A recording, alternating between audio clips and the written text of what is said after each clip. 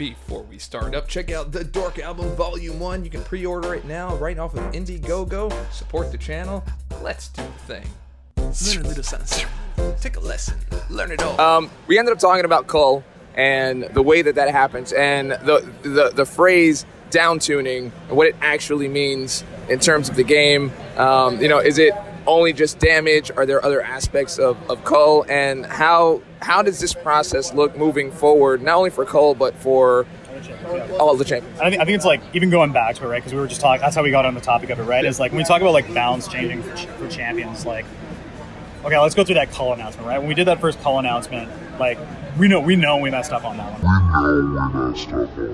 Right? Where it's like, we just put out a post and we're like, hey, we're going to down tune Cull, and provided like no context over what we're going to do, how we're going to do it, how big is that change going to be. And so rightfully so, like, our players freaked out, right? Because, we put out something like that and it's like, you have no idea like what the change is going to be. And so rightfully so. And so like, we kind of gut check that. And like, a lot of what we want to look at moving forward, right, is like, how do we provide more context and information to players when we communicate, hey, when we want to make a change to a character, whether it's an up tune or a down tune, more information around it, right? Like, what is the problem we're trying to solve for?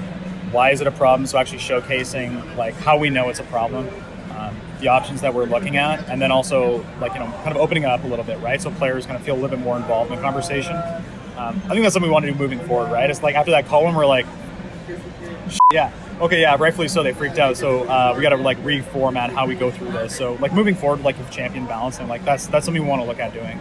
It's just kind of being much more upfront with the information and problems we're trying to solve for. At a game where we're 5 years old, there's so many, we have like almost like, oh my god, how many playable champions now? It's probably like somewhere between like 175 or so. But with so many champions in the game, as well as like the number of buffs we have in game, it's like this like spider web or matrix of like interactions in our game, right? And so we do need that free agency to be able to like, if there's a problem within our game and within the meta, or just something that will impact the health of the game, we need to be able to modify that. But we also understand that, when it comes to especially champions, players invest a lot, whether it's arena grinding or crystals, or maybe you just got lucky and that just made your day or year potentially.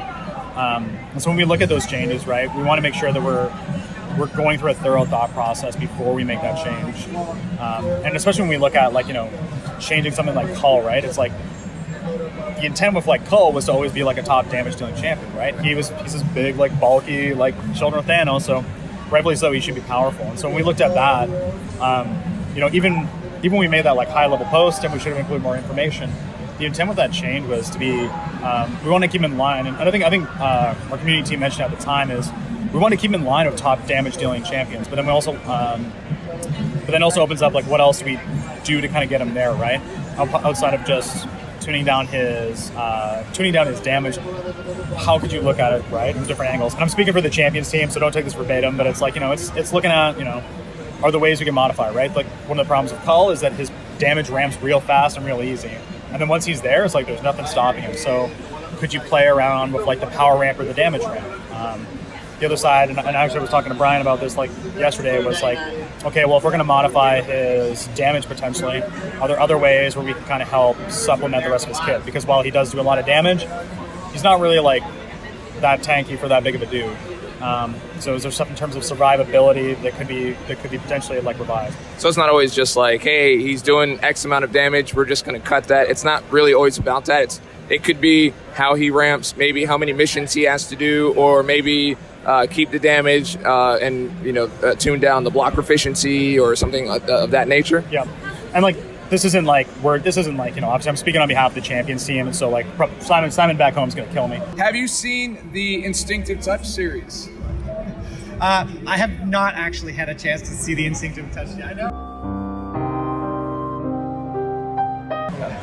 And so like none of this is like how it's actually going to go down, but it's like walking you through the thought process of like, if we are going to make a change to a champion, what goes into it, right? And it's a lot. It's them like pouring through the data across like all the different game modes, see how this character is performing. Does it line up with the original goals and intent of what they wanted that champion to be? And then it goes back to, right, is it underperforming, overperforming? And then if so, okay, well, what are potential solutions we can implement to bring it back in line with what we wanted it to do?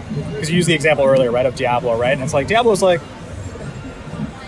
Diablo's not like, he's no Cull Obsidian, right? And so like, how do we buff up somebody like Diablo so that, he does feel proficient? So when you do get a Diablo, you feel like, hey, that's a meaningful addition to my roster, and I want to learn how to use it.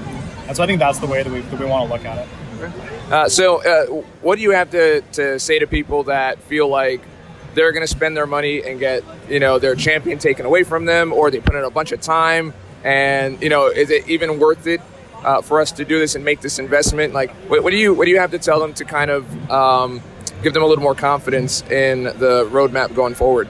Well, I think a lot of things we're trying to do internally, even with our process of champions development, right, is spend more time, obviously going through iterations in design, but also balance passes, right? Something we're trying to look at revising internally is like, how do we go through balance design processes and actually implement that, or have somebody responsible for it? And so that's something we're looking at rolling on in the coming future. And, ultimately, like, the blue sky goal is that when we release a champion, it's in the best balanced state already, right?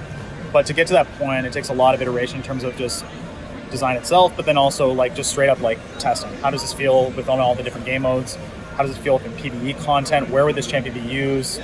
Especially when we go back to that goals and intent of what the designer meant for that champion. Does it fit that role? And then gut checking it against, like, how does this champion perform in like high tier 8W, high tier 8Q? Does this match up with what, would this be a champion that potentially would replace another champion on somebody's roster, and how does that feel? And so, especially when it comes to that, right, it's like...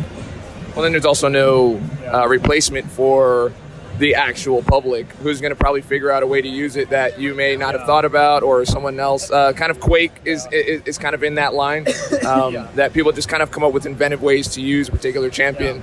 And it's like we that's kind of the thing, right? It's like ultimately with us, we want it, when we release a champion, we want it to be in the best state possible when we release it. But obviously, once a champion goes out the door into the hands of hundreds of thousands of people, with the net, with like the spider web of like, the hundreds of champions we have, as well as like the thousands of buff nodes and boosts and synergies, it's like there's just this like matrix and spider web of like interactions that like you can't catch them. It's like insane. And I think that's part of like a little bit what we were talking about, right, is kind of like illuminating a little bit more about like the process that goes into us building champions and what it takes to actually like test and release a champion or a quest or a buff, right? And that's probably beyond like the scope of this video. But like our team pours a ton of work when it comes into champions, right? Not just on the art side, but also the design side, as well as like the testing side, like the amount of passes we end up doing.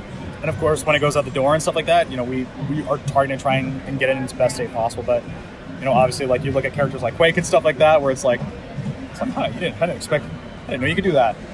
Or even like like yesterday, like at the grand final for our New York Comic Con tourney, like what was it, Metal Sonic dude? Metal Sonic, just takes She-Hulk up to the champions and just throws down. Like it was nothing. Yeah, seeing somebody like that play the game at such a high tier is like, whoa. Yeah. Like, see, he's young. He's still got like all the dexterity and reflexes available to him. Yeah, he's nuts. So it's like, when stuff goes out there, we still need the free agency to be able to make changes for the long-term health of the game. But, like we go through the same process as you, right? Like if we want a champion, I'm spinning for it. So I feel that when it's like, not only I don't hit that champion, but if I do get that champion, I feel the same as like, that's an investment for me, right? I don't want that taken away from me. So when we look at these, we take it very seriously and make sure that, we're not just like willy-nilly like, okay, Cull's doing too much, we're just going to pull him down. Like, no, we put a lot of thought process into that. And even when we're going through those talks of like a balance pass on a character, it's going through multiple passes in our design team to gut check how he's actually doing in the environment. But then also looking at, going through multiple passes of like, how do we communicate this stuff out? When do we want to make this change? What are the specific changes we want to make? What do we want to beta potentially? So it goes through a lot of iteration. It's a huge amount of effort to go through. So. All right, well, that's awesome. I'm glad we added the addendum to the video. This is really important, I think. So thank you once again, Luke, the executive producer on MCOC, providing that information. I think it's going to be really educational for a lot of people. Oh, awesome, yeah. All right, guys, so the end of the video, Dorky Diggity Dave and all that good stuff. Stay dorky, and I'll catch y'all on the flip. Potamus. Learn a little something. Take a lesson. Learn it all.